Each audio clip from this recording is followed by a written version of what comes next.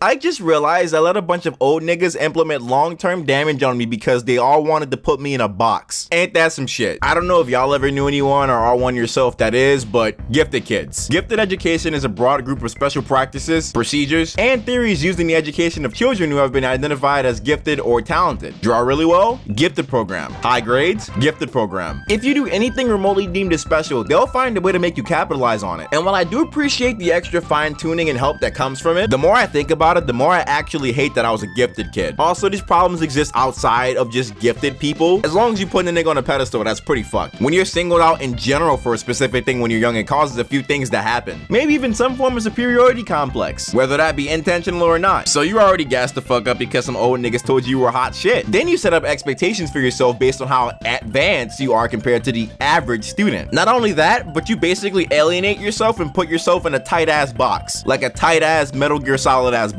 I suffered greatly with the box thing. I was conditioned to believe that I was the smart guy or the nerd of the group. And those kind of things have definitely long-term effects on kids. As a point of reference, when I was young, I felt like I always had to identify with the nerd character in any cartoon. I could only be the blue Power Ranger because I was smart. I could only be the smart hacker nigga in the movies. I could only be the smart guy. Now this type of thinking is something else when you kind of realize that characters are one-dimensional people that don't exist and you're a fully fledged out three-dimensional person with feelings and interests that probably go beyond the one thing you thought you were special for. Encouraging your kids to try their best is great, but when you get the whole family into believing that their bald head ass is gonna invent the next flying car, maybe chill out for a bit. You're making that nigga feel like he the chosen one, when really he the regular one, cause there ain't any chosen ones. Kinda damaging long term. Like just a little bit. Sure, it's easy to be the smartest and most talented when you're a kid, but that's because you're in a small ass, elementary ass school. But the minute you step your foot in high school, you're in an environment where there are people just as able, if not more than you. And now you're dealing with an inferiority complex trying to live up to the expectations you set on yourself because of others. Now those others probably meant well, but it surely ain't helping you out right now. That bar that you set so high years ago might not be so easy enough to catch up to now. Maybe living up to that former top dog glory causes you a bit of anxiety. Maybe a bit of an identity crisis, seeing as you've been buying into the fact that this was your one thing, but someone else is doing your thing better than you are in your eyes. So what do? Well, you realize you're your own complex person who isn't locked to a specific task, of course, but that's easier said than fucking done. Point is, don't put your high ass expectations on kids. That has long-term effects, especially when they can't even do the things that they felt they were good at because of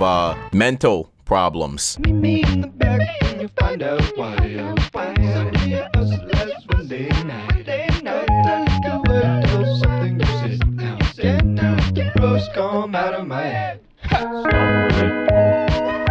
Eat like attention. Stop like.